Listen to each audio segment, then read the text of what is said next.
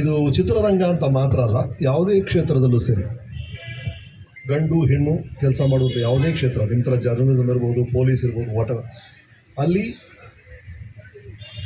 ಎಲ್ಲರೂ ಅವ್ರಿಗೆ ಕೊಡಬೇಕಾದ ಗೌರವ ಕೊಡಲೇಬೇಕು. ನಂಬರ್ 1.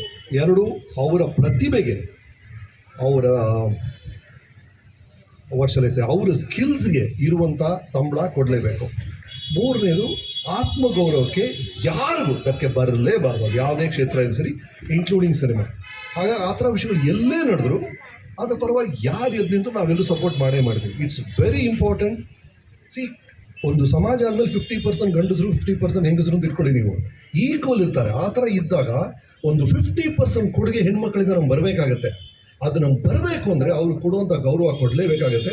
ಅವ್ರಿಗೆ ಎಲ್ಲೋ ಒಂದು ಕಡೆ ಅದು ಅನ್ಯಾಯ ಆಗಿದೆ ಅಂದರೆ ಅವ್ರಿಗೆ ನ್ಯಾಯ ಸಿಗಬೇಕು, ಅದ್ರಲ್ಲಿ ಡೌಟೇ ಇಲ್ಲ. ಹಾಗಾಗಿ ಅದು ಯಾರೇ ಇದ್ರೂ ಸರಿ, ದೇರ್ಸ್ ನೋ ಡೌಟ್. ಬಟ್ ಮತ್ತೆ ವಾಟರ್ ಅಂತ ಹೇಳ್ತಾರೆ, ನೀವು ಮಗುನ ಸ್ನಾನ ಮಾಡಿಸ್ಬಿಟ್ಟು ಆ ಸ್ನಾನದ ನೀರನ್ನ ಬಿಸಾಕೋ ಮಗುನೇ ಬಿಸಾಕ್ಬಿಡ್ಬಾರ್ದು.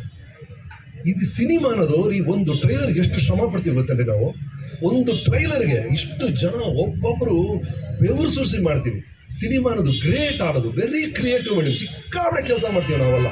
ಹಾಗಾಗಿ ಅದರ ಇಮೇಜ್ ಇದೆಯಲ್ಲ, ಅದು ಬಂದು ಎಲ್ಲೂ ಡ್ಯಾಮೇಜ್ ಆಗಬಾರ್ದು. It's a great field, it's an amazing field cinema ಅನ್ನೋದು. ಆ ಕ್ಷೇತ್ರದ ಬಗ್ಗೆ ಯಾರು ಅನುಮಾನ ಪಡಲೇಬೇಡಿ.